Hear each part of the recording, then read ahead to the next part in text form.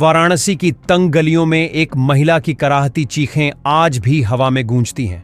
उसकी आंखों में ऐसा डर है जिसे शब्दों में बयां करना मुश्किल है। वो पढ़ी लिखी थी, अपने पैरों पर खड़ी थी, मगर एक गलती ने उसकी पूरी जिंदगी नर्क बना दी।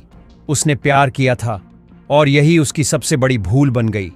प्यार, शादी और नया जीवन शुरू करने का सपना हर लड़की देखती है, मगर क्या हो जब यही सपना किसी की जिंदगी का सबसे बुरा दुस्वप्न बन जाए। ये कहानी है अंजू पांडे की, एक पढ़ी लिखी महिला जिसने अपने माँ बाप की मर्जी के खिलाफ जाकर प्रेम विवाह किया, लेकिन जिस घर को उसने अपना समझा वही उसकी कब्रगाह बन गया। 20 फरवरी 2018 प्रयागराज के संजय पांडे से शादी कर अंजू ने सोचा था कि अब उसकी जिंदगी खुशियों से भर जाएगी। शुरुआत में सब कुछ ठीक चला, मगर जैसे जैसे समय बीता हालात बद से बदतर होते गए। संजय पांडे और उसका परिवार जल्द ही अपने असली रंग में आ गए। अंजू से 4 लाख रुपये की मांग शुरू हो गई।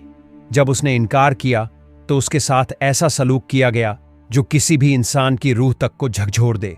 अंजू को उल्टा लटकाकर मारा गया, उसके शरीर पर गर्म सलाखों से दागा गया, उसे खाने के नाम पर मलमूत्र परोसा गया, प्यास लगने पर पेशाब पीने के लिए मजबूर किया गया।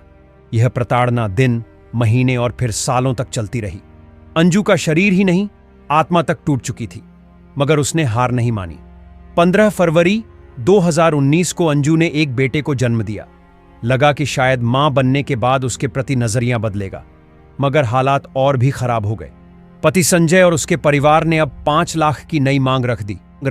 जब अंजू ने विरोध किया तो उसे जानवरों से भी बुरा सलूक झेलना पड़ा। एक दिन अंजू ने हिम्मत दिखाई, छत फांदी और किसी तरह भागकर अपने मायके वाराणसी के पास ढेलवरिया पहुंच गई। वहां जब उसके मां बाप ने उसकी हालत देखी तो पहचान नहीं सके। वो जो कभी एक हंसती खेलती आत्मनिर्भर लड़की थी, अब एक डरी सहमी बुरी तरह घायल महिला बन चुकी थी। शुरुआत में जब अंजू ने स्थानीय पुलिस से शिकायत की तो उसे नजरअंदाज कर दिया गया, लेकिन जब मामला मीडिया की नजरों में आया तब पुलिस हरकत में आई। अंजू की तहरीर पर जैतपुरा थाने में संजय पांडे, कृपु पांडे ससुर, उषा पांडे सास, खुशबू पूना प्रियंका नंदे, दीपक और संजीव ननदोई के खिलाफ आईपीसीआई की धारा 498 एक्ट, 307, 506, 377 और अन्य गंभीर धाराओं में मुकदमा दर्ज किया गया। अंजू की तकलीफ सिर्फ शारीरिक नहीं है, भावनात्मक भी है। उसका बेटा अब भी संजय के पास है।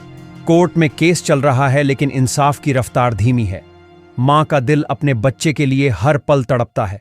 आज 26 साल की अंजू पीएसटीडी का शिकार है। इसका सरल भाषा में एक मानसिक स्वास्थ्य स्थिति है जो किसी दर्दनाक घटना के अनुभव करने या देखने के बाद विकसित हो सकती है।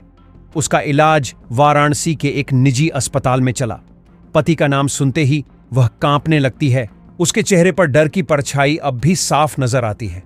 बीएड तक की पढ़ाई कर चुकी अंजू आत्मनिर्भर बनने चली थी, मगर समाज और व्यवस्था ने उसकी हिम्मत तोड़ दी।